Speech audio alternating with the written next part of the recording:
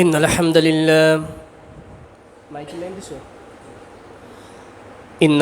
لله نحمده ونستعينه ونستغفره ونؤمن به ونتوكل عليه ونعوذ بالله من شرور أنفسنا ومن سيئات أعمالنا من يهده الله فلا مضل له ومن يضلله فلا هادي له وأشهد أن لا إله إلا الله وحده لا شريك له وأشهد أن محمدا عبده ورسوله أما بعد فإن خير الحديث كتاب الله وخير الهدي وهدي محمد صلى الله عليه وسلم وشر الأمور محدثاتها وكل محدثات بدعة وكل بدعة ضلالة وكل ضلالة في النار.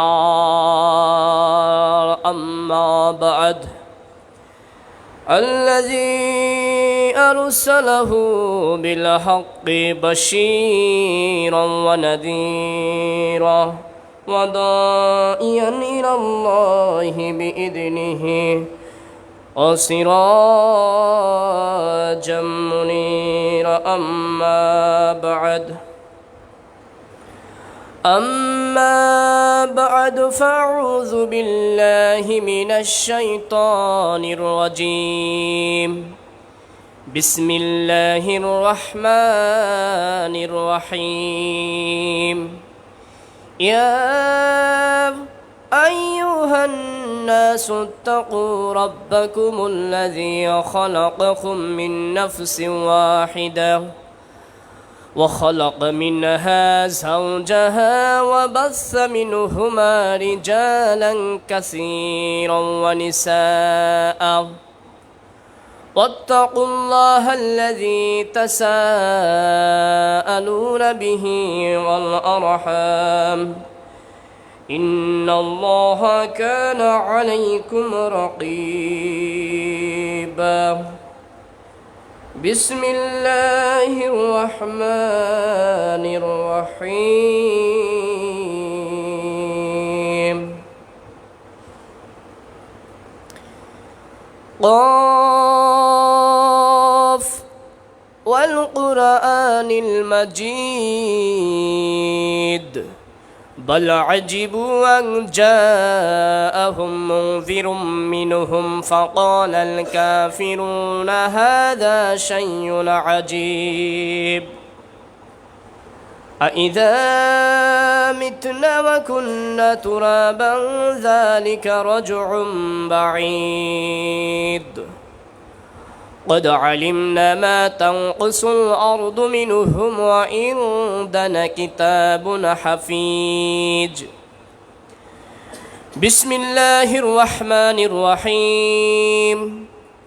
اليوم نختم على أفواههم وتكلمنا أيديهم وتشهد أرجلهم بما كانوا يكسبون. بسم الله الرحمن الرحيم. يا ليتني كنت ترابا. بسم الله الرحمن الرحيم. يوم يفر المرء من أخيه وأمه وأبيه وصاحبته وبنيه. عن أبي هريرة رضي الله عنه قال قال رسول الله صلى الله عليه وسلم سبعة يظلهم الله تعالى في ظل يوم لا ظل إلا ظل إمام عادل وشاب نشأ في عبادة الله ورجل قلبه معلق في المساجد ورجلان تحبا الله استمع عليه وتفرق عليه ورجل دعاته امرأة ذات ومنصب وجمال فقال إني أخاف الله ورجل تصدق بصدقات فأخفاها يمانا حتى لا تعلم شماله ما تنفق يمانا ورجل ذكر الله خاليا ففادت عينه رواه البخاري আলহামদুলিল্লাহ।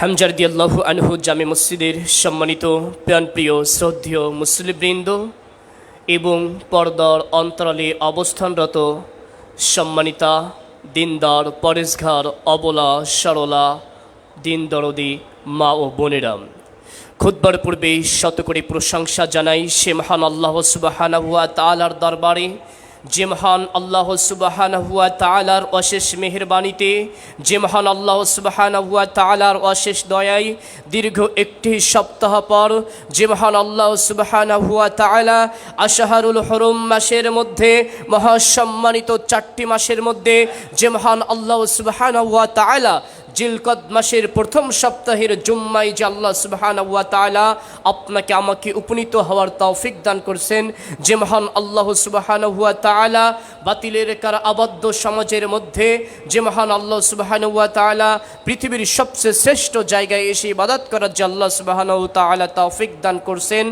যে মহান আল্লাহ সুবহানাহু ওয়া তাআলা আপনাকে আমাকে হাসপাতালের বেডের রোগী না বানিয়ে, গাড়ির যাত্রী না বানিয়ে, পথের পথিকী না বানিয়ে, কত মানুষ আজকে হাসপাতালের দিকে তাকালে বুঝতে পারবেন মুমূর্ষ জর্জরিত অবস্থায় দিন রাত অতিক্রম করতেছে, কত মানুষ সোজা হয়ে দাঁড়াতে পারতেছে না, কত মানুষের মাজা নাই, দাঁড়াতে পারছে না, মেরুদণ্ডের হাড় নাই, হাত আছে কারোর পা নাই, পঙ্গু হাসপাতালের দিকে লক্ষ্য করলে বুঝতে পারবেন এরই মধ্যে যে আল্লাহ সুবহানাহু ওয়া তাআলা আপনাকে আমাকে দয়া করে মায়া করে পৃথিবীর সবচেয়ে বড় যে নিয়ামত, সেই নিয়ামত সুস্থতা, সেই সুস্থ শরীর যে আল্লাহ সুবহানাহু ওয়া তাআলা আপনাকে আমাকে দান করেছেন এবং সেই সুস্থ শরীর নিয়ে পৃথিবীর সবচেয়ে শ্রেষ্ঠ জায়গায় এসে 2 রাকাত সালাত আদায় করার এবং জুম্মার খুতবা এবং আপনাকে শ্রবণ করার যে শক্তি দিয়েছেন, সেই মহান রবের প্রতি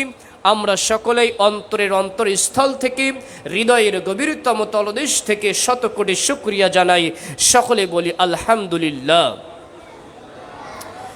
অসংখ্য দ্রুত সালাম শান্তির ধারা বর্ষিত হতে থাকুক সেই নবীর প্রতি, যে নবীর 23 বছর বৈপ্লবিক সাধনায় আজকে পশুর সমতুল্য মানুষ পরশের সমতুল্য হতে পেরেছে, যে নবীর আগমনের পূর্বে প্রতিটি অলিতে গলিতে মারামারি কাটাকাটি হানাহানি রক্তই রঞ্জিত ছিল, যে নবীর 23 বছর বৈপ্লবিক সাধনার ফলে আজকে পশুর সমতুল্য মানুষ আজকে হিদায়েতের পথে আজকে উপনীত হতে পারছে, যার মতো মহামানব কিয়ামত উদয়কাল পর্যন্ত আর এই ভূপৃষ্ঠে আগমন করবেন না, সেই মহামানব আহমদ মুস্তফা মুহাম্মদ মুস্তফা সাইয়্যিদুল মুরসালিন সাইয়্যিদুল কাউনাইন খাতামান নবিয়িন কিবলাতাইন ওয়া হিজরাতাইন নবী কুলের সম্রাট মুহাম্মদুর রাসূলুল্লাহ সাল্লাল্লাহু আলাইহি ওয়াসাল্লাম। আমরা সকলে সংক্ষিপ্তভাবে দ্রুত পাঠ করে বলি আল্লাহুম্মা সাল্লি আলাইহি আল্লাহুম্মা বারিক আলাইহি। সম্মানিত মসজিদের মুসলিমবৃন্দ, আজকের এই জুম্মার খুতবার আমার সংক্ষিপ্ত আলোচনার বিষয় নির্ধারণ করেছি পরকাল। দীর্ঘদিন যাবৎ না, দীর্ঘ প্রায় 1.5 বছরের মতো এই পরকাল সম্পর্কে আলোচনা করি নাই, এই জন্য ভাবলাম আখিরাত সম্পর্কে অন্তত কিছু আলোচনা করবে ইনশাআল্লাহ। যেহেতু বিগত কয়েক মাস যে প্রেক্ষাপটগুলো ছিল, প্রায় টানা 1 বছর প্রেক্ষাপটের উপরে আলোচনা রাখছিলাম, এই জন্য ভাবলাম আজকে পরকাল সম্পর্কে কিছু আলোচনা রাখবে ইনশাআল্লাহ। এই জন্য বারজাকি জীবন সম্পর্কে, কিভাবে আল্লাহ সুবহানাহু ওয়া তাআলা আপনাকে আমাকে উপনীত করবেন সেই দিন, কিভাবে কিয়ামত সংগঠিত হবে, আপনার আমার অবস্থা সেদিন কেমন হবে, এ বিষয়ে পবিত্র কোরআন এবং সহিহ হাদিসের আলোকে আমার সামান্যতম এই ক্ষুদ্রতম বিদ্যায় জনকল্যাণমূলক তত্ত্ববহুল আলোচনা রাখার চেষ্টা করব ইনশাআল্লাহু আমা তৌফিকি ইল্লা বিল্লাহ। সম্মানিত উপস্থিতি, মানুষের মরার পরে সবচেয়ে বড় তিনটা যে গন্তব্যস্থল রয়েছে তার মধ্যে সবচেয়ে বড় একটি কঠিন, সবচেয়ে ভয়াবহ জীবনের জায়গা হচ্ছে সর্বপ্রথম সেটা হচ্ছে কবর। বারজাকি জীবনের সবচেয়ে বড় যে জায়গা, কঠিন যে জায়গা, ভয়াবহ জায়গা, সেটি হচ্ছে কবর। কবরে আপনার আমার যত কঠিন লাগবে, কবর যত বড় জটিল হবে, তার চেয়ে অনেক বেশি জটিল হবে আপনার আমার কিয়ামতের মাঠ। কিয়ামতের মাঠ যত বেশি জটিল হবে, তার চেয়ে হাজার হাজার গুণ বেশি জটিল হবে জাহান্নাম। মানুষের মরার পরে তিনটি বড় জটিল ও কঠিন জায়গা রয়েছে, তার মধ্যে একটি হচ্ছে জাহান্নাম। জাহান্নাম যত জটিল, তার চেয়ে একটু কম হচ্ছে কিয়ামত। কিয়ামতের মাঠ যত কঠিন, তার চেয়ে একটু কম হচ্ছে কবর। আজকে এ বিষয়ে সংক্ষিপ্তভাবে আমরা আলোচনা শ্রবণ করব ইনশাআল্লাহু আমা তৌফিকি ইল্লা বিল্লাহ। সম্মানিত মসজিদের মুসলিমবৃন্দ, আসলেই আমরা বর্তমান সময় নিয়ে দুনিয়াতে আমরা সবাই নানা রকম খেল তামাশার মধ্যে আজকে মগ্ন রয়েছি, কিন্তু আপনি আমি একটি বার ভাবার চেষ্টা করছি না যে আপনার আমার একটি গন্তব্যস্থল রয়েছে। আপনার আমার একটা দিন মৃত্যু চলে আসবে, আপনার আমার একটা দিন হায়াত শেষ হয়ে যাবে, মাউত চলে আসবে, আপনার আমার নিঃশ্বাস বন্ধ হয়ে যাবে। তারপরে আপনার আমার জীবনটা কেমন হবে? আপনি আমি দুনিয়াতে আজকে আপনার আমার সবাই নাম ধরে ডাকতেছে, আব্দুল্লাহ কেমন আছে, খালিদ কেমন আছে, কি অবস্থা। কিন্তু একটা দিন যাবে, একটা সময় যাবে, আপনাকে আমাকে বলবে লাশের কি অবস্থা, লাশের জানাজা কখন, লাশের দাফন করা হবে কোথায়, এভাবে নিশ্চিহ্ন হয়ে যাবে। সেই দিনের জন্য আপনি আমি আজকে কতটুকু প্রস্তুত, কতটুকু আপনার আমার মাথার মধ্যে আজকে আপনি আমি ভেবে থাকি, সে বিষয় আপনাকে আমাকে আজকে অনুধাবন করতে হবে এবং সেগুলোই আজকে অনুধাবন করাবো ইনশাআল্লাহ। সম্মানিত মসজিদের মুসলিমবৃন্দ, আল্লাহ সুবহানাহু ওয়া তাআলা কবরের পরে যে কিয়ামত, এটা হবে সবচেয়ে বিভীষিকাময় অবস্থা। এমন বিভীষিকাময় অবস্থা হবে যে আল্লাহ সুবহানাহু ওয়া তাআলা সেদিন প্রত্যেকটি মানুষকে শূন্য পা, উলাঙ্গ দেহ এবং খাতনাবিহীন অবস্থায় আল্লাহ সুবহানাহু ওয়া তাআলা কিয়ামতের মাঠে সমাবেত করবেন। কারোর গায়ে শরীরে কোনো কাপড় থাকবে না, পায়ে জুতা থাকবে না এবং সূর্য মাথার মাত্র 1 মাইল উপরে থাকবে। আপনার আমার সেদিন কি অবস্থা হবে? একদিনের সমপরিমাণ হবে 50,000 বছর। একটুখানি কল্পনা করার চেষ্টা করুন, একটি দিনের সমপরিমাণ হবে 50,000 বছর হবে একটি দিনের সমপরিমাণ। এখন যেমন একটা দিন যাচ্ছে, দিনের পরে রাত আসতেছে, রাতের পরে 24 ঘন্টায় একদিন হচ্ছে, এভাবে 7 দিনে 1 সপ্তাহ, 1 সপ্তাহ 4 সপ্তাহে 1 মাস, 12 মাসে 1 বছর। এভাবে যখন আপনার আমার 12 বছর 1 যুগ, 100 বছর যখন শতাব্দী হচ্ছে, এভাবে 100 বছর না, 200 বছর না, 500 বছর না, 1000 বছর না, 50,000 বছর সমপরিমাণ একটি দিন হবে। সেই দিনের নাম হচ্ছে হাসর, সে দিনের নাম হচ্ছে কিয়ামত। হাসর শব্দের অর্থ হচ্ছে সমাবেতের স্থান। সেদিন তাহলে সেই সমাবেতটা আল্লাহ সুবহানাহু ওয়া তাআলা কিভাবে সমাবেত করবেন, সে বিষয়ে আপনাকে আমাকে স্পষ্ট পূর্ণাঙ্গ ধারণা রাখতে হবে। সম্মানিত উপস্থিতি, কিয়ামত যেভাবে আল্লাহ সুবহানাহু ওয়া তাআলা সংগঠিত করবেন, মহান আল্লাহ সুবহানাহু ওয়া তাআলা বিশ্বনবী সাল্লাল্লাহু আলাইহি ওয়াসাল্লামের মারফতে জানিয়ে দিয়েছেন। আল্লাহর নবী সাল্লাল্লাহু আলাইহি ওয়াসাল্লাম তার সঙ্গী সাথী সাহাবীদেরকে বলছেন, হে আমার সাহাবী, তোমরা কি কিয়ামত সচক্ষে দেখতে চাও? সাহাবীগণ বললেন, নাম ইয়া রাসূলুল্লাহ সাল্লাল্লাহু আলাইহি ওয়াসাল্লাম, আমরা কিয়ামত দেখতে চাই, কিভাবে দেখব? আল্লাহর নবী সাল্লাল্লাহু আলাইহি ওয়াসাল্লাম বললেন, হে আমার সাহাবীরা, তোমরা কিয়ামতকে যদি সচক্ষে দেখতে চাও তাহলে তোমরা সূরাতুত তাকবীর, সূরাতুল ইনফিতার, সূরাতুল ইনশিকাক, সূরাতুল কারিয়াহ, এই 4টি সূরা তোমরা পাঠ করবে, তাহলে কিয়ামত তোমাদের চোখের সামনে চলে আসবে। সম্মানিত উপস্থিতি, যেভাবে আমরা এই ভিডিও আলোচনা এখন লাইভ দেখতে পাচ্ছি, এই 4টা সূরা যদি আমরা এখন শুনি তাহলে আমরা কিয়ামত সচক্ষে দেখতে পাবো ইনশাআল্লাহ। সেদিনকার অবস্থা কি হবে? এই জন্য যতটুকু সময় আমি আলোচনা করব, আমার চোখে চোখ রেখে কান খাড়া করে আলোচনা শ্রবণ করার চেষ্টা করবেন। অবশ্যই কিয়ামত সম্পর্কে ইনশাআল্লাহ সুস্পষ্ট বিবরণ আপনাদের সামনে আজকে দিব ইনশাআল্লাহ।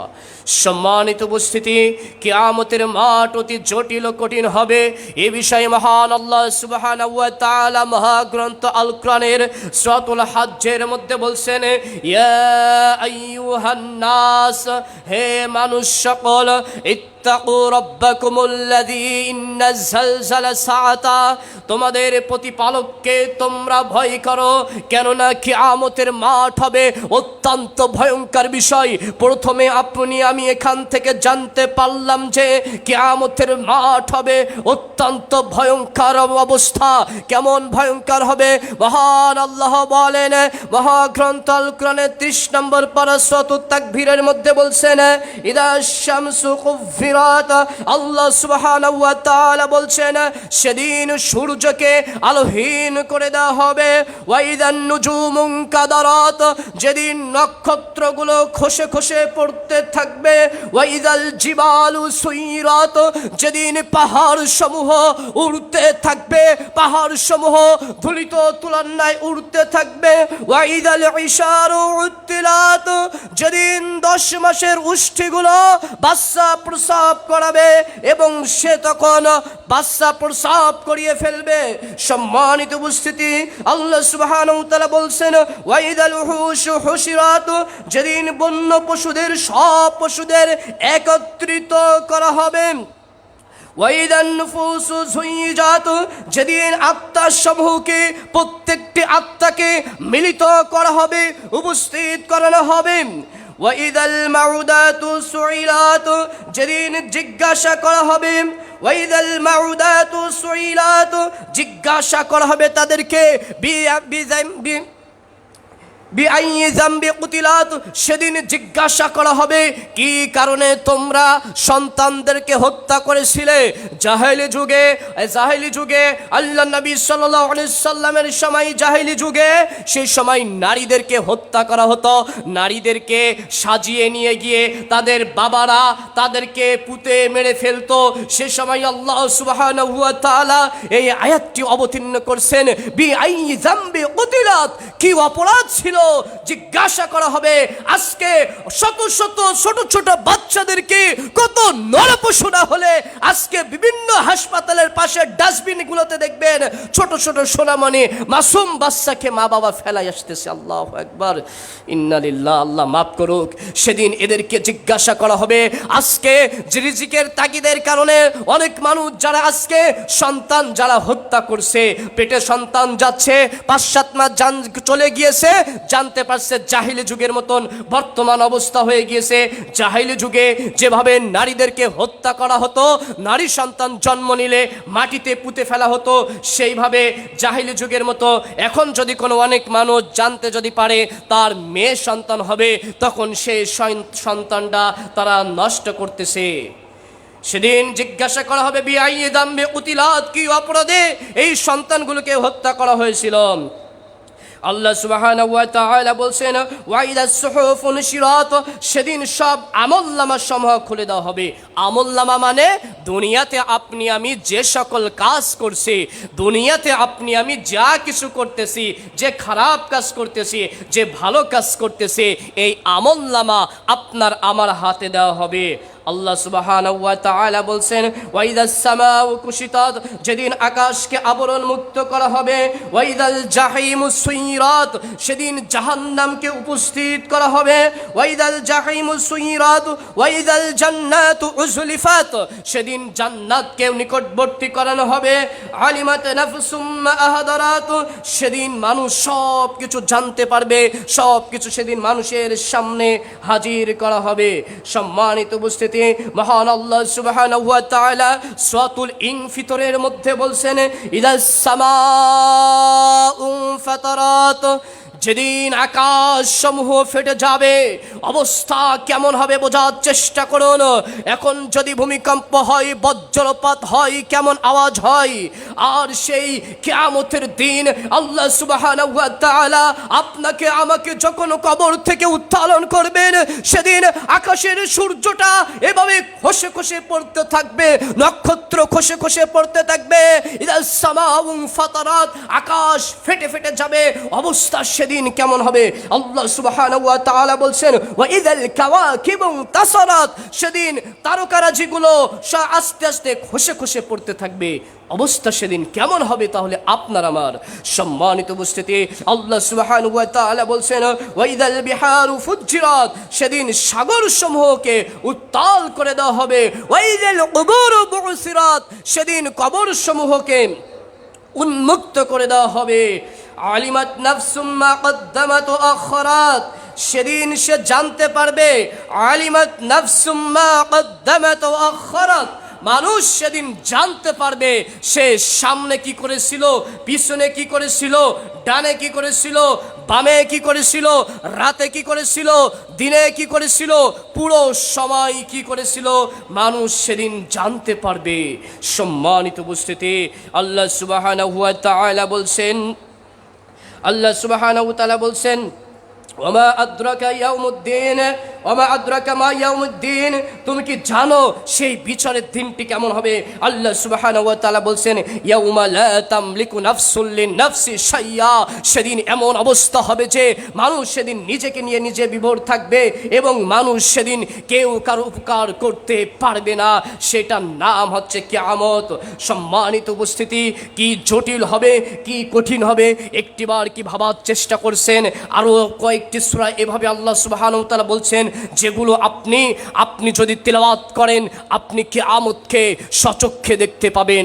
আল্লাহ সুবহানাহু ওয়া তাআলা মহাগ্রন্থ আল কোরআনের 30 নম্বর পারা 101 নম্বর সূরা সূরাতুল কারিয়ার মধ্যে আল্লাহ সুবহানাহু ওয়া তাআলা বলছেন আল কারিয়া, মহা দুর্ঘটনা,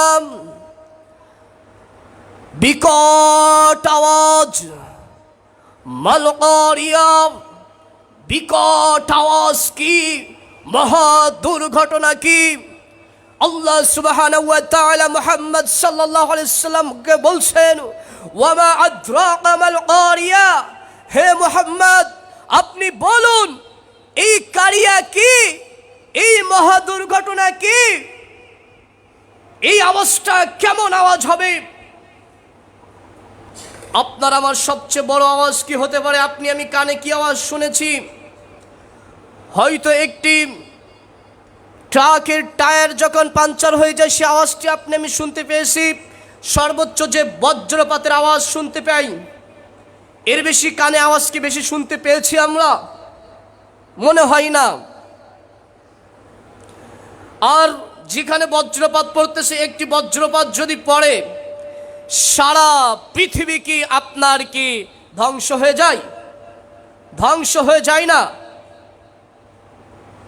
আল্লাহ সুবহানাহু ওয়া তাআলা বলছেন ওমা আদরাকা মাল কারিয়া, মুহাম্মদ তুমি কি জানো এই কারিয়া কি, এই আওয়াজটি কেমন হবে?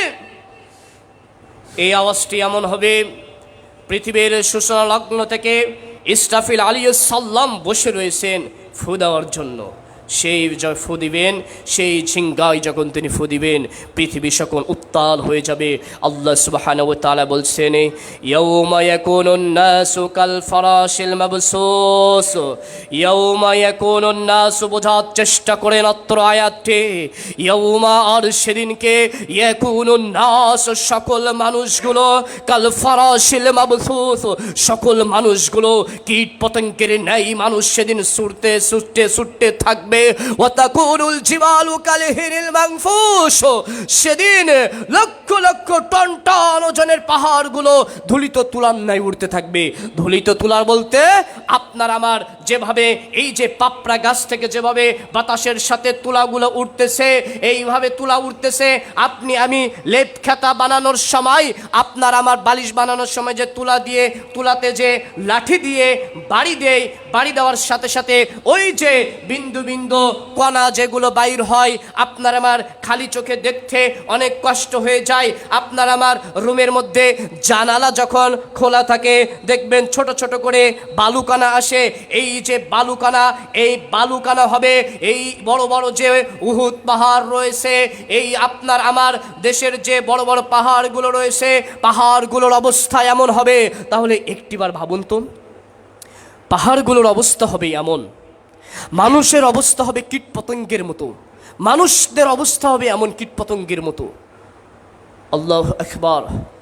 সেই অবস্থা কি আপনার আমারকে সমাবিত সেদিন হতে হবে? আপনি আমি কি বাহিরে কোথাও চলে যাব? সেদিন সব কিছু তো ধ্বংস হয়ে যাবে। আপনার আমার অবস্থা সেদিন কি হবে?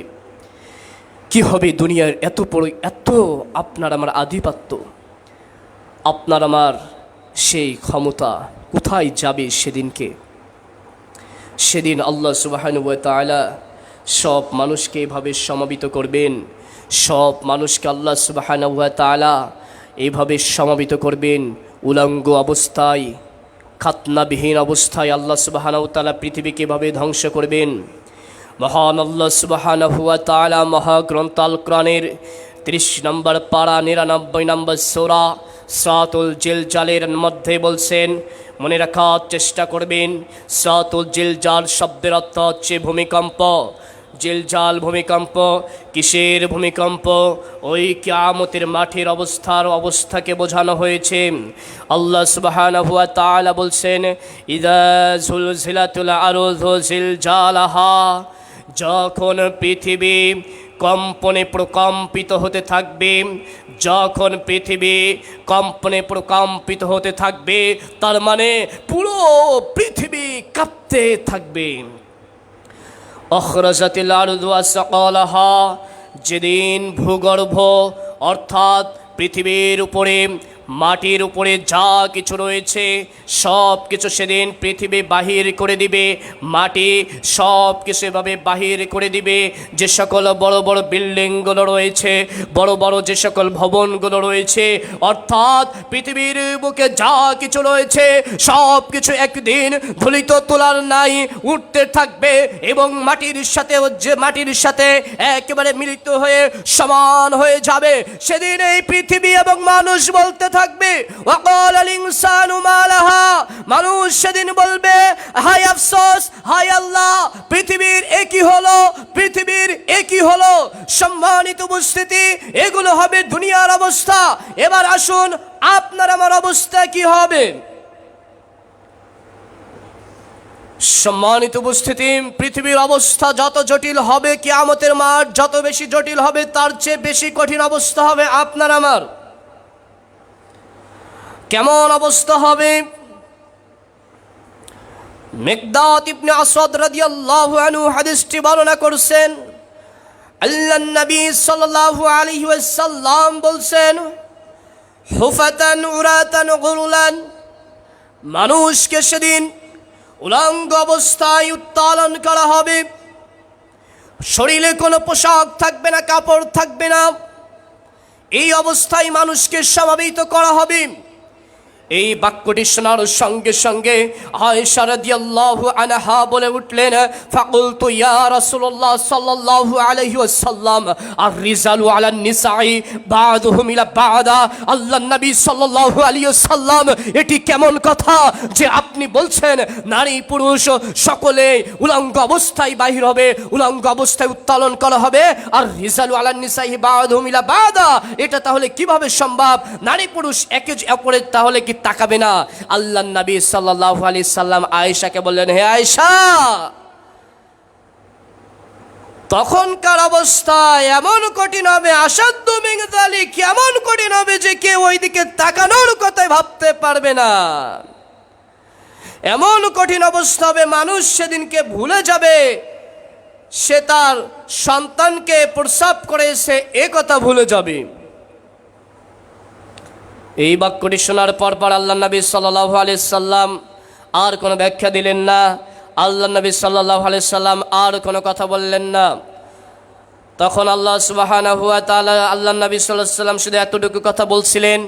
পরবর্তীতে আল্লাহ সুবহানাহু ওয়া তাআলা মহানবী সাল্লাল্লাহু আলাইহি সাল্লামের কাছে সূরাতুল আবাসার আয়াতগুলো আল্লাহ সুবহানাহু ওয়া তাআলা প্রেরণ করলেন। আল্লাহ সুবহানাহু ওয়া তাআলা মহাগ্রন্থ আল কোরআনে সূরাতুল আবাসার আয়াতগুলো অবতীর্ণ করলেন। আল্লাহ সুবহানাহু ওয়া তাআলা বলছেন যে ইয়াউমা ইয়াফিরুল মারউ মিন আখিহি, সেদিন মানুষ তার ভুলে যাবে তার ভাইকে, ওয়া উম্মিহি ওয়া আবি, সেদিন ভুলে যাবে তার বাবা ও মাকে, ওয়া সাহিবাতিহি ওয়া বানি, সেদিন তার সন্তান সন্তানাদি বন্ধু বান্ধব আত্মীয় স্বজন একে অপরকে মানুষ সেদিন ভুলে যেতে থাকবে। সম্মানিত উপস্থিতি, কত পরিমাণ কঠিন অবস্থা হবে এই আয়াত তিনটা যদি আপনি আমি একটু জানতে পারি, উপলব্ধি করতে পারি, তাহলে আপনার আমার দুনিয়ার জন্য, আপনার আমার পরকালের জন্য দুনিয়াতে এই তিনটা আয়াতই আপনার আমার যথেষ্ট হয়ে যাবে। দেখুন কত বড় আয়াত, ইয়াউমা ইয়াফিরুল মারউ মিন আখি, সেদিন মানুষ ভুলে যাবে তার ভাইকে, ভাই ভাইয়ের পরিচয় দিবে না, মা বাবা তার সন্তানের পরিচয় দিবে না, সন্তান তার বাবা মার পরিচয় দিবে না, সেদিন কেউ কারোর পরিচয় দিবে না। তাহলে আজকে দুনিয়ার কিসের মরিচিকার পিছনে আপনি আমি আজকে ছুটতেছি? প্রিয় ভাই, প্রিয় ভাইরা আমার, কিসের পিছনে আজকে আপনি আমি ছুটতেছি? সেদিন তো ইয়াউমা লা তামলিকু নাফসুন লিনাফসিন শাইআ, সেদিন তো কেউ কারো উপকার করতে পারবে না। যে বাবা, যে আপনার আমার মাথার ঘাম পায়ে ফেলে আজকে কত কষ্ট করতেছে আপনাকে আমাকে একটু ভালো খাওয়ানোর জন্য, একটু ভালো পোশাক পরিধান করানোর জন্য, যে মা 10 মাস 10 দিন গর্ভে ধারণ করেছে, একটিখানি ভাবার চেষ্টা করুন। একটি মা যখন সন্তান তার গর্ভে আসতেছে, সেই মা প্রথম 4-5 মাস ভাত খাইতে পারে না, সেই মার সারাটা দিন বমি বমি ভাব হয়, মাথাটা ঘুর দেয়, সে মা সোজাভাবে সাধারণভাবে স্বাভাবিকভাবে সেই মা থাকতে পারে না। যখন 6টা মাস 7টা মাস হয়, ওই মার সন্তান যখন ওই পেটে যখন থাকে, ওই একটি ওই জনম দুঃখিনী মার পেটে আপনার আমার ওই সন্তান, আপনি আমি ওই মাকে আঘাত করতেছি। রাতে সবাই যখন ঘুমাতে যাচ্ছে, আপনি আপনার আমার মাও যখন ঘুমাতে গিয়েছে, আপনি আমি পেটের মধ্যে থেকে আবার ওই মায়ের পেটের মধ্যে আপনি আমি আবার লাথি দিয়েছি, সঙ্গে সঙ্গে আপনার আমার মায়ের ঘুমটা ভেঙে গেল। এই জনম দুঃখিনী মা কত কষ্ট করছে। একটি মা যখন সন্তান প্রসব করাচ্ছে, পৃথিবীর বুকে এর চেয়ে বড় কষ্ট কোনো মানুষের আর হতে পারে না। বৈজ্ঞানিকদেরা গবেষণা করেছেন, একটি স্বাভাবিক শরীরে কাটলে যে ব্যথা লাগে চাকু দিয়ে, এটার 76 গুণ বেশি ব্যথা লাগে একটি মা যখন তার সন্তানকে ডেলিভারি দেয়, মা সন্তানকে যখন প্রসব করায়। তাহলে দেখুন একটি মা কত কষ্ট করে আপনাকে আমাকে দুনিয়াতে বড় করতেছে, আর এই মা যখন এই সন্তানকে আর যখন কাছে পায়, বুকে যখন নিয়ে যায়, সন্তান যেই পৃথিবীতে আসে মার দুঃখ কিন্তু ভুলে যায়। আর এই মা কিয়ামতের দিন সন্তানকে দুধ পান করাতে পর্যন্ত ভুলে যাবে, তাহলে অবস্থা কেমন হবে? আর এই মা সেদিন তার সন্তানকে পরিচয় দিবে না। যখন সেই মায়ের কাছে যাব, সেই মা বলবে, কে তুমি? তোমাকে তো আমি চিনি না, আমার তো দুনিয়াতে বিবাহই হই নাই, তুমি কে। মা এমন কথা বলতে থাকবে, বাবা এমন কথা বলতে থাকবে। এখানে যারা বাবা রয়েছেন সবাই জানেন জীবনে কত পরিশ্রম করছেন, কত কষ্ট করছেন, কত অন্যায় কাজ করছেন, কত প্রকার নিজের জীবনকে বিসর্জন দিয়ে পরিবারের মুখে হাসি ফোটানোর জন্য কত চেষ্টা করছেন। কিন্তু এই চেষ্টা আপনার আমার যদি সন্তানকে যদি ভালো পথে না নিয়ে যেতে পারি, নিজে যদি হারাম পথে আপনি আমি চলে যাই, আপনার আমার কিয়ামতের দিন কিন্তু জবাবদিহিতা করা লাগবে। আপনার আমার এই সন্তান, এই পরিবারের সব মানুষ সেদিন আপনার আমার ভুলে যাবে। মনে রাখার চেষ্টা করবেন এই পৃথিবীতে ভাই, মনে রাখার চেষ্টা করবেন এই পৃথিবীতে আপনার আমার কেউ দুনিয়াতে বাস্তবতায় বুঝতে পারবেন, পরকাল তো আছে। দুনিয়ার কঠিন কিছু বাস্তবতার কথা বলি, এই পৃথিবীতে আপনার যেমন দুনিয়াতে কেউ দেখতেছে না, দুনিয়াতে যেমন কেউ আপন হচ্ছে না, আর পরকাল তো রয়েছেই। পরকালে আপনি জানছেন, পরকালে আপনি তো জানতেছেন পরকালে কেউ আসবে না, পরকালে কোনো সাহায্যকারী হবে না। আরে দুনিয়াতেও কেউ সাহায্যকারী হবে না। আপনাকে যতক্ষণ প্রয়োজন মানুষ মনে রাখবে ততক্ষণ, আপনি যত সময় মানুষের কাছে প্রয়োজন মানুষও আপনাকে মনে রাখবে ততক্ষণ। এই জন্য এই মরীচিকা পৃথিবীর পিছে ছুটে আজকে নিজের জীবনকে, নিজের আমলনামার খাতা নষ্ট করে পরকালের পথে আপনি শাস্তির জন্য কেন আপনি নিজেকে তৈরি করে ফেলতেছেন? প্রিয় ভাইরা আমার, এজন্য এই পৃথিবীতে কেউ আপন হয় না, বাবা তার সন্তানের জন্য আপন হয় না। পৃথিবীর সবচেয়ে বড় কঠিন সত্য কথাগুলো আজকে মনে রাখার চেষ্টা করবেন। বাবা মাও সবচেয়ে আমাদের আপন কারা জানেন? আমাদের সবচেয়ে ধরো আপন বাবা মা। কিন্তু এই বাবা মাও সন্তানকে প্রকৃত অর্থে ভালোবাসে না, এই সন্তানও বাবা মাকে ভালোবাসে না। আপনার সন্তান যখন একটি অন্যায় কাজ করবে ওই বাবা কিন্তু সন্তানকে ফেলে দিবে, ওই সন্তানকে কিন্তু একটা সময় দেখবে না। একটা সন্তান, দুইটা সন্তান রয়েছে, এক সন্তান বাবার সাথে ভালো আচরণ করতেছে, মাকে দেখতেছে, আরেকটা সন্তান দেখতেছে না। ওই মা তখন যে সন্তান দেখতেছে না ওই সন্তানকে ওই মা কিন্তু খারাপ বলবে, ওই মা তখন তার নামে বিভিন্ন নিন্দা গাবে। সম্মানিত উপস্থিতি, এটা মা বাবার উদাহরণ দিলাম। আর ভাই যারা রয়েছে তারা তো রয়েছেই, যতই আপনি যাই করুন একটা সময় পর গিয়ে বলবে দুনিয়াতে তুমি আমার জন্য কি করেছিলে। আপনার আমার সন্তানগুলো এভাবে বলতে থাকবে বিভিন্নভাবে। আপনি আমি যখন অসুস্থ হব তখন দুনিয়ার নিঠুর বাস্তবতা বুঝতে পারবো।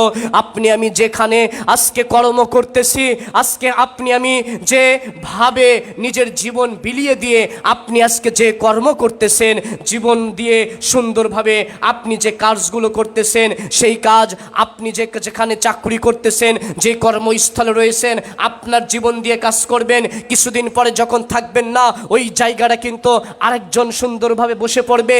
এই জন্য পৃথিবী ক্ষণস্থায়ী, এই ক্ষণস্থায়ী পৃথিবীতে আপনার কিন্তু কিছু নাই। আরও সবচেয়ে দুনিয়ার নিঠুর বাস্তবতা সেটা হচ্ছে আমরা পরিবারের পিছনে আজকে পরিবারকে হাসি মুখ দেওয়ার জন্য পৃথিবীর নিজের জীবন ধ্বংস তো করতেছি এবং নিজের আমলনামাকে নষ্ট করতেছি, কিন্তু এই পরিবারও কিন্তু আপনার আমার না। আপনি একটুখানি ভাবলেই বুঝতে পারবেন। একটা ছোট্ট একটা উদাহরণ দেই, উদাহরণ কেউ কিছু মনে নেবেন না, বাস্তব কথা বলতেছে। এখন আমার কথা বলি, এখন যদি আজকে আপনার আমার সন্তানকে, আপনার আমার পরিবারকে আমি কত ভালোবাসতেছি, আমার ওয়াইফও আমারে অনেক ভালোবাসতেছে, বোঝার চেষ্টা করবেন কথাগুলো। সবাই তীক্ষ্ণ ব্রেন দিয়ে চোখটা বন্ধ করে একটুখানি বাস্তবতা ভাবার চেষ্টা করবেন। আমার ওয়াইফকে আমি অনেক ভালোবাসি এবং সেও আমাকে ধরো অনেক ভালোবাসে, বোঝার চেষ্টা করুন। আমাকে ভালোবাসছে, আমি যখন মারা যাচ্ছি এমন অবস্থা হচ্ছে যে আমি যখন মারা যাচ্ছি সে কান্নাকাটি করে এমন অস্থির যে 8-10 দিন সে খাওয়া দাওয়া তো দূরের কথা, একেবারে পাগল হয়ে যাচ্ছে, মাথা ঠিক নাই, একেবারে বেহাল অবস্থা। মানুষ ভাবতেছে মেয়েটা আর বাঁচবে না, কিছুদিন 10-15টা দিন এইভাবে যাবে, একটা সময় পর আপনার আমার ওই স্ত্রী কিন্তু স্বাভাবিক হয়ে যাবে। 3টা মাস পরে যখন 4 মাস 10 দিন হয়ে যাবে তখন আমার ওই শ্বশুর আমার বাড়ি এসে বলবে অনেক হলো, মেয়েটা আমরা এবার নিয়ে যাই।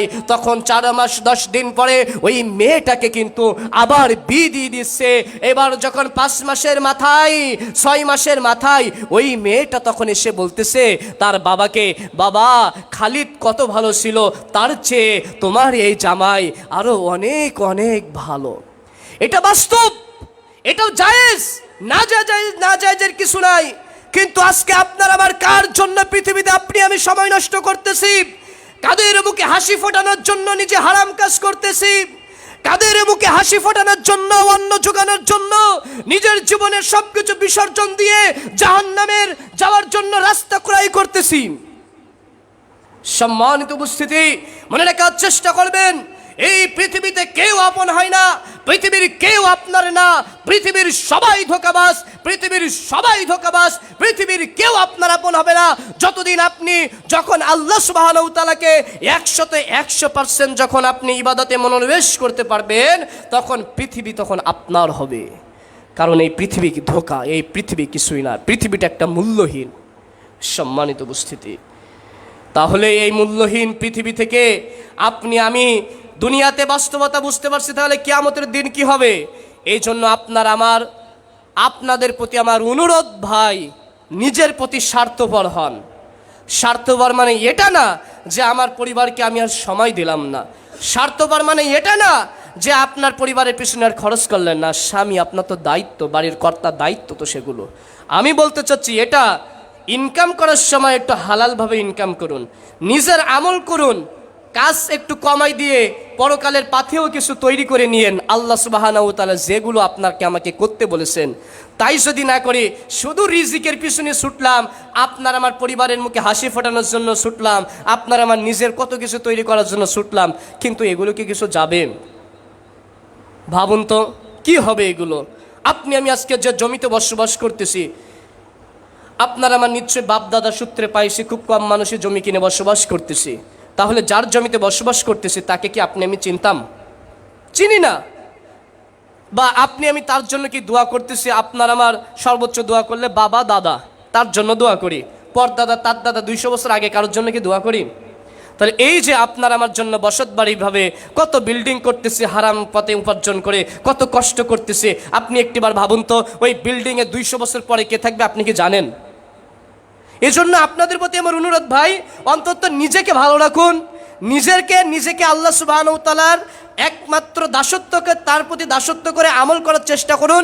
তাতে আপনার বিল্ডিং হলো ডাল ভাত খেতে পারলে খান, না খেতে পারলে অল্প খান, না খেতে পারলে না খেয়ে থাকুন, কিন্তু হারামভাবে কোনো উপার্জন করিয়েন না, নিজের জীবনকে বিসর্জন দিয়ে পরকালকে হারিয়েন না। পরকালের জন্য নিজের জীবনকে বিসর্জন দেন, তাহলে আপনি আখিরাত পাবেন। সম্মানিত উপস্থিতি, কারণ সেদিন কঠিন অবস্থা হবে, সেদিন কোনো মানুষকে চিনতে পারবে না, কোনো মানুষ কেউ কারো উপকার করতে পারবে না। সেদিন মাথার মাত্র 1 মাইল উপরে সূর্য থাকবে। সেদিন আল্লাহ নবী সাল্লাল্লাহু আলাইহি সাল্লাম বলছেন, ইলা কাবাহি ওয়া রুকবাতাহি, সেদিন মানুষ তার পাপ অনুযায়ী, আমল অনুযায়ী ঘামতে থাকবে, টাকনু বরাবর, হাঁটু বরাবর, কেউ তার কোমর বরাবর, কাঁধ বরাবর, এবং তার আমল অনুযায়ী ঘামের মধ্যে মানুষ হাবুডুবু খাইতে থাকবে। সেদিন তাহলে অবস্থা কেমন হবে? তাহলে আপনি আমি যে আমল পাপটি কাজ করতেছি, বোঝার চেষ্টা করুন, পাপের হিসাব তো নেওয়া হবে, তার আগেও আপনি আমি যে অন্যায় কাজ করব, সেই অন্যায় কাজ অনুযায়ী জাহান্নামের মধ্যে এভাবে থাকব। 1 মাইল উপরে সূর্য থাকবে। বর্তমানে সূর্য কত কিলোমিটার উপরে রয়েছে? 9,30,00,000 মাইল উপরে সূর্য রয়েছে, আর কিলোমিটার হিসাব করলে প্রায় 14 কোটি কিলোমিটার। তাহলে একটুখানি ভাবার চেষ্টা করুন, এখন কিয়ামতের দিন হবে 1 মাইল উপরে, আর বর্তমানে 9,30,00,000 মাইল উপরে এই সূর্য। এখন যে সূর্য দেখছেন 9,30,00,000 মাইল উপরে সূর্য অবস্থান করতেছে। বৈশাখ এই জ্যৈষ্ঠ মাসের রৌদ্রের তাপে দাঁড়িয়ে থাকুন তো, কত সময় দাঁড়িয়ে থাকতে পারেন আপনি? ফাঁকা জায়গায় গিয়ে দাঁড়িয়ে থাকুন, মরুভূমিতে গিয়ে দাঁড়িয়ে থাকুন তো, আপনি কয় ঘন্টা পারবেন? কিয়ামতের দিন মাথার মাত্র 1 মাইল উপরে থাকবে আপনার আমার সূর্য। একদিনের সেই সমপরিমাণ হবে 50,000 বছর। শরীরে কোনো কাপড় থাকবে না, ঘামের মধ্যে হাবুডুবু খাইতে থাকবো। সেদিন আপনার আমার ঘামের মধ্যে শরীর এভাবে টকবাক করতে থাকবে। ভাত হওয়ার পূর্বে যেমন ভাতের ওই হাঁড়িটা যেভাবে টকবাক করতে থাকে, ঘেমে মাথার এই মগজটা টকবাক করতে থাকবে। অবস্থা সেদিন কেমন জটিল হবে, কেমন কঠিন হবে। সম্মানিত উপস্থিতি, এই কঠিন মুসিবতের সময় আমরা সবাই বিচার ফাইসাল্লার জন্য আমরা সকলেই তখন চলে যাব আদম আলাইহিস সালামের কাছে, গিয়ে বলবো, আপনি আদম, আল্লাহ আপনাকে নিজ হাতে সৃষ্টি করছেন, আপনি আল্লাহর কাছে একটু সুপারিশ করুন তো, আমাদের একটু ফাইসাল্লা করুক। আদম আলাইহিস সালাম তখন বলবে, আমার আজকে নিজের কি হবে আমি নিজেও জানি না, আমার কি হবে আমি নিজেও জানি না, আমি তো আল্লাহর কাছে যেতে লজ্জা পাচ্ছি, তিনি আমারে যেটা আদেশ করেছিল আমি সেটা মানতে পারি নাই, তোমরা চলে যাও অন্যের কাছে। তখন আমরা সবাই সাব্যস্ত করব কার কাছে যাব, তখন চলে যাব নূহ আলাইহিস সালামের কাছে। আপনারা গিয়ে বলবো, আপনি নূহ, আল্লাহ প্রথম কিতাব আপনার উপরে অবতীর্ণ করেছেন, প্রথম রাসূল নূহ। তখন আমরা বলবো, আপনি আল্লাহর কাছে কিছু একটু সুপারিশ করুন তো আমাদের ব্যাপারে। তখন নূহ আলাইহিস সালাম বলবে, আমার নিজের কি হবে আমি নিজেও জানি না, আমার পরিবারকে আমি হিদায়াত করতে পারি নাই, আমার কি হবে আমি নিজেও জানি না, তোমরা অন্যের কাছে চলে যাও।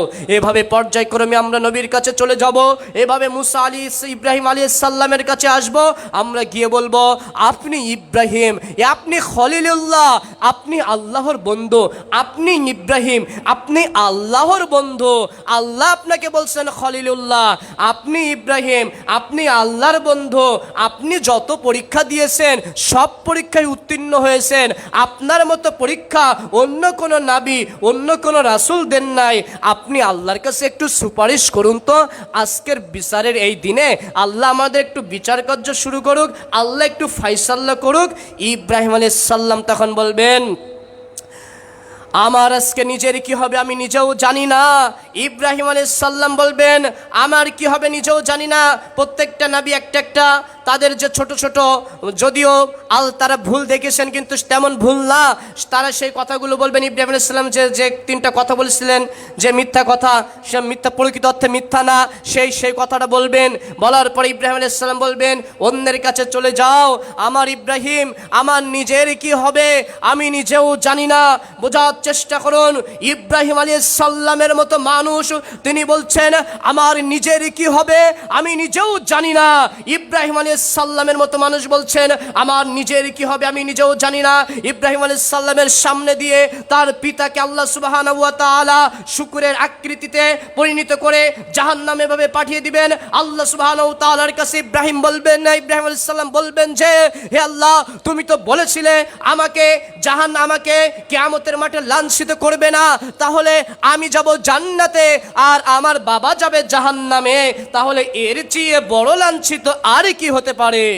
আল্লাহ সুবহানাহু ওয়া তাআলা তখন বলছিলেন, হে ইব্রাহিম, কাফেরের জন্য আমার জান্নাতকে আমি হারাম করেছি। ইব্রাহিম আলাইহিস সালামের মানুষটাই তার বাবাকে নিয়ে জান্নাতে যেতে পারছে না। আর আজকে আপনার আমার সমাজে কত পীর বাবা, আউলিয়া, দরবেশ বাবা, তাদের নিকট মুরিদ হলে আপনার আমার নামাজ রোজাও লাগে না, জান্নাতে নিয়ে যায়। যেখানে ইব্রাহিম আলাইহিস সালাম তার বাবাকে জান্নাতে নিয়ে যেতে পারছে না, তাহলে এই সকল ফকির বাবারা কিভাবে নিয়ে যেতে পারে? এভাবে চলে যাব মুসা আলাইহিস সালামের কাছে। মুসা আলাইহিস সালামের কাছে যখন যাব, মুসা আলাইহিস সালাম তখন বলবেন, আমি তো পারবো না। এভাবে চলে যাব ঈসা আলাইহিস সালামের কাছে, ঈসা আলাইহিস সালামও পারবেন না। এভাবে শেষ নবী সাল্লাল্লাহু আলাইহি সাল্লামের কাছে চলে যাব আমরা সবাই। মুহাম্মদ সাল্লাল্লাহু আলাইহি সাল্লামের কাছে যখন যাব, মুহাম্মদ সাল্লাল্লাহু আলাইহি ওয়াসাল্লাম আল্লাহ সুবহানাহু ওয়া তাআলার নিকট সুপারিশ করার জন্য সিজদায় চলে যাবেন। মুহাম্মদ সাল্লাল্লাহু আলাইহি সাল্লামকে আল্লাহ সুবহানাহু ওয়া তাআলা পরবর্তীতে ডাকবেন যে, হে মুহাম্মদ, তুমি ওঠো, তুমি ওঠো। তখন আল্লাহ সুবহানাহু ওয়া তাআলা বিচার কার্য শুরু করবেন।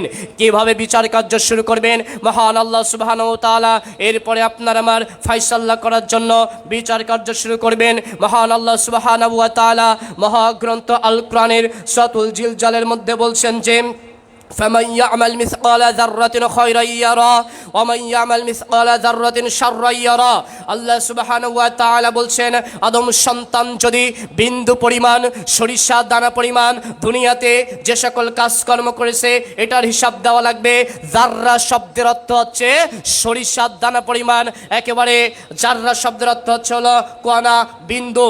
সম্মানিত উপস্থিতি, এই জাররা পরিমাণ সরিষার দানা যত ছোট, এর চেয়ে যত বড় ছোট কাজ করি না কেন, ছোট আমল করি না কেন, আর ভালো কোনো আমল করি আর অন্যায় পাপ করি, কিয়ামতের দিন এই আমল সম্পর্কে, এই পাপ সম্পর্কে আল্লাহ সুবহানাহু ওয়া তাআলা জিজ্ঞাসা করবেন 4টা পদ্ধতিতে। তার মধ্যে 1 নাম্বার পদ্ধতি, ছোট বড় সকল আমল দেখানো হবে। নাম্বার 2, সেই সকল জায়গা সেদিন সাক্ষ্য প্রদান করতে থাকবে আল্লাহ সুবহানাহু ওয়া তাআলা। 30 নম্বর পারা, 99 নম্বর সূরা সূরাতুল জিলজালের 4 নম্বর আয়াতে বলছেন, ইয়াউমা ইদিন তুহাদ্দিস আখবারাহা, সেদিন মাটি তার সকল কিছু বৃত্তান্ত বর্ণনা করতে থাকবে। পৃথিবীর বুকে যেখানে যা কিছু করছি না কেন, আপনাকে আমাকে মাটির উপরে দাঁড়িয়ে কিন্তু কাজ করতে হচ্ছে। এই মাটি সেদিন সব কিছু টপ টপ করে বলে দিতে থাকবে। সম্মানিত উপস্থিতি, এভাবে আল্লাহ নবী সাল্লাল্লাহু আলাইহি সাল্লাম বলছেন 3 নম্বর যে পদ্ধতি, সেটা আপনার আমার অঙ্গ প্রত্যঙ্গ সাক্ষ্য প্রদান করবে। বোঝার চেষ্টা করুন, মাত্র এই আয়াতগুলো এত কঠিন অবস্থা হবে। এই শরীরকে আল্লাহ সুবহানাহু ওয়া তাআলা এই শরীরের জবান দিবেন আল্লাহ সুবহানাহু ওয়া তাআলা। 23 নম্বর পারা, 67 নম্বর 23 নম্বর পারা সূরাতুল ইয়াসিনের 65 নম্বর আয়াতে আল্লাহ সুবহানাহু ওয়া তাআলা বলছেন, আল ইয়াউমা নাখতিমু আলা আফওয়াহিহিম, আল্লাহ সুবহানাহু ওয়া তাআলা বলছেন, আমি কিয়ামতের দিন তোমাদের মুখে মুখে মোহর মেরে দিব। ওয়া তুকাল্লিমুনা আইদিহিম, তোমাদের হাত আমার সাথে কথা বলতে থাকবে। ওয়া তাশহাদু আরজুলুহুম বিমা কানু ইয়াকসিবুন, পা সেদিন সবকিছু বলতে থাকবে। সম্মানিত উপস্থিতি, এই হাত দিয়ে আপনি আমি যে অন্যায় কাজ করেছি, এই হাত দিয়ে সুদের খাতার টাকা লেনদেন করেছি, এই হাত দিয়ে ঘুষ লিখেছি, এই হাত দিয়ে আপনি আমি কলমের খোসা মেরে আপনি আমি হারাম পথে উপার্জন করেছি, এই হাত দিয়ে মানুষকে থাপ্পড় মেরেছি দুনিয়াতে, এই হাত দিয়ে যত অন্যায় কাজ করেছি, এই হাত সেদিন কথা বলতে থাকবে। মহান আল্লাহ বলেন, ওয়াসমাউহুম ওয়া আবসারহুম, আল্লাহ সুবহানাহু ওয়া তাআলা বলছেন, সেদিন তার কান সাক্ষ্য প্রদান করতে থাকবে। চোখ সেদিন বলতে থাকবে, এই চোখ দিয়ে সে বেগানা নারীর দিকে তাকিয়েছিল, এই চোখ দিয়ে অশ্লীল জিনিস দেখেছিল, এই কান দিয়ে বাদ্যযন্ত্র শুনেছিল, এই কান দিয়ে ফাহিশা কথা শুনেছিল, এই কান দিয়ে সে গীবত শুনেছিল। মহান আল্লাহ সুবহানাহু ওয়া তাআলা সূরাতুন নূরের 24 নম্বর আয়াতে বলছেন, ইয়াউমা তাশহাদু আলসিনাতাহুম, আল্লাহ সুবহানাহু ওয়া তাআলা বলছেন, কিয়ামতের দিন সাক্ষ্য প্রদান করতে থাকবে তোমাদের জিহ্বা। আপনি আমি যে জিহ্বা দিয়ে মানুষকে গালি দিচ্ছি, যে জিহ্বা দিয়ে গীবত করতেছি, যে জিহ্বা দিয়ে মিথ্যা কথা বলতেছি, এই জিহ্বা আপনার আমার বিপক্ষে সেদিন কথা বলতে থাকবে। আল্লাহ সুবহানাহু ওয়া তাআলা সূরাতুল হামিম সাজদার 19 থেকে 21 নম্বর আয়াতের মধ্যে বলছেন, আল্লাহ সুবহানাহু ওয়া তাআলা বলছেন, ওয়া জুলুদাহুম, সেদিন শরীর সাক্ষ্য দিতে থাকবে, শরীরের চামড়া সেদিন কথা বলবে। আপনার আমার যে শরীরের চামড়া দিয়ে আপনি আমি পরনারীর সাথে মিলিত হচ্ছে, আপনার আমার শরীরের চামড়া দিয়ে যা অন্যায় হচ্ছে, এই শরীর সেদিন কথা বলতে থাকবে। সম্মানিত উপস্থিতি, 4 নম্বর যে পদ্ধতি, এই যে পাপগুলো আপনাকে আমাকে করানো হয়েছে করেছি, এই পাপ সেদিন আপনাকে আমাকে পড়তে দেওয়া হবে। আল্লাহ সুবহানাহু ওয়া তাআলা সূরা বানী ইসরাঈলের মধ্যে বলছেন, ইকরা, তুমি পড়ো, কিতাবাকা, তোমার কিতাব, কিতাবাকান, তোমার কিতাব পড়ো, ইয়াউমা আলাইকা হাসিবা, তোমার কিতাব আজকে তুমি পড়ো, নিজের কিতাব নিজে পড়তে আজকে যথেষ্ট হয়ে যাবে। সেদিন আপনি আমি আফসোস করে বলবো, মালি হাদিল কিতাবা লা ইউগাদিরু সগীরাতা ওয়ালা কাবীরা ইল্লা হাসাহা, হায় আফসোস, এটা কেমন কিতাব যাতে ছোট গুনাহ লেখা রয়েছে, বড় গুনাহ লেখা রয়েছে, কোনো গুনাহ লেখা তো বাদ দেওয়া হয় নাই। সেদিন আমরা সবাই আফসোস করে বলতে থাকবো, ইয়া লাইতানি কুনতু তুরাবা, হায় আফসোস, আজকে যদি আমরা মাটি হয়ে যেতাম তাহলে আমাদের এই হিসাব তো দেওয়া লাগতো না। সম্মানিত উপস্থিতির সময় সংক্ষেপ হয়ে গেছে। এই যে এইভাবে আল্লাহ সুবহানাহু ওয়া তাআলা আপনাকে আমাকে কিয়ামতের দিন আপনাকে আমাকে হিসাব নেবেন। আল্লাহ সুবহানাহু ওয়া তাআলা বলছেন, আবু সাঈদ খুদরি রাদিয়াল্লাহু আনহু হাদিসটি বর্ণনা করেছেন, লা তাজালু কদমা ইবনে আদম ইয়াউমাল কিয়ামা, আদম সন্তান 5টা প্রশ্নের জবাব না দেওয়া পর্যন্ত তার রবের পান সামনে থেকে এক পাও সরতে পারবে না। তার মধ্যে একটা নাম্বার, প্রথম নাম্বার হচ্ছে আন উমরিহি, জিজ্ঞাসা করা হবে তার সময় বয়স সম্পর্কে, তার বয়স কিভাবে কাটিয়েছে। ওয়া আন শাবাবি, জিজ্ঞাসা করা হবে তার যৌবনকাল কিভাবে অতিক্রম করেছে, যৌবনের আজকে সার্থকতা আজকে কোথায়, বিস্তারিত আর বলতে পারছি না। তারপরে জিজ্ঞাসা করা হবে ও আবলা, কিভাবে তার সম্পদ অর্জন করেছে, ফিমা আবলা, কোথায় সে সম্পদকে ব্যয় করেছে। আল্লাহ নবী সাল্লাল্লাহু আলাইহি সাল্লাম তারপরে বলছেন যে সে যে জ্ঞান অর্জন করেছে সেই জ্ঞান কিভাবে সে জ্ঞান অনুযায়ী আমল করেছে কিনা। এই 5টা প্রশ্নের কিয়ামতের দিন আপনার আমার যত সময় না দিতে পারবো ওই রবের নিকট থেকে আপনি আমি সেদিন যেতে পারবো না। মহান আল্লাহ সুবহানাহু ওয়া তাআলা সেই কঠিন মুসিবতের দিন আল্লাহ সুবহানাহু ওয়া তাআলা আপনাকে আমাকে যেন হেফাজত করে, আমিন। ওয়া আখিরু দাওয়ানা আলহামদুলিল্লাহি রাব্বিল আলামিন।